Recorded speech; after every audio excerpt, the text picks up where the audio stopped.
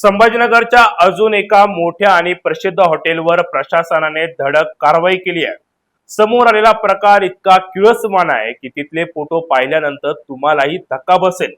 आतापर्यंत हजारो लोकांनी या ठिकाणी जेवण केलंय, पण नेमकं किचन मध्ये काय सुरू होतं, कोणत्या प्रसिद्ध हॉटेलवर ही कारवाई झाली आहे आणि प्रशासनाने इतका कठोर निर्णय का घेतला, हे सगळं सविस्तर आपण या रिपोर्ट मधून पाहणार आहोत। सध्या अन्न सुरक्षा विभागाने राज्यभर भेसळयुक्त आणि अस्वच्छता अन्न पदार्थ विकणाऱ्या हॉटेल्स विरोधात मोठी मोहीम सुरू केली आहे।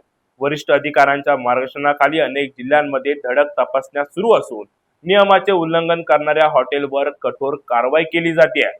छत्रपती संभाजीनगर मध्ये गेल्या काही दिवसात एकामागून एक मोठ्या आणि प्रसिद्ध हॉटेलवर कारवाई होते। आधी दोन नावाजलेल्या हॉटेलमधील धक्कादायक प्रकार समोर आला होता आणि आता आणखी एक प्रसिद्ध हॉटेलमधील वास्तव पाहून अधिकारीही हादरले। तपासणी दरम्यान किचन मध्ये इतकी अस्वच्छता आढळली की अन्न तयार करताना स्वच्छतेचे मूलभूत नियमही पाळले जात नसल्याचं स्पष्ट झालंय। अन्न पदार्थ साठवण्याची पद्धत, स्वच्छतेचा अभाव आणि अन्न सुरक्षा कायद्याचे उल्लंघन यामुळे प्रशासनाने तातडीने कठोर भूमिका घेतली आहे आणि हे हॉटेल बंद केलेत। आणि हे हॉटेल म्हणजे जालना रोडवरील वडोद फाट्याजवळील अभिजित काळे बंधू परभणीकर हॉटेल। अन्न सुरक्षा अधिकारी प्रज्ञा सुरशे यांनी आपल्या पथकासह येथे छापा टाकला।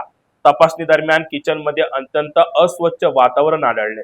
अन्न तयार करण्यापासून त्या साठवण्यापर्यंत अनेक गंभीर त्रुटी निदर्शनात आलेल्या आहेत। याशिवाय अन्न सुरक्षा कायद्याअंतर्गत परवान्यासाठी आवश्यक असलेल्या अटींचं उल्लंघन झाल्याचंही अधिकाऱ्यांना आढळलेले आहे।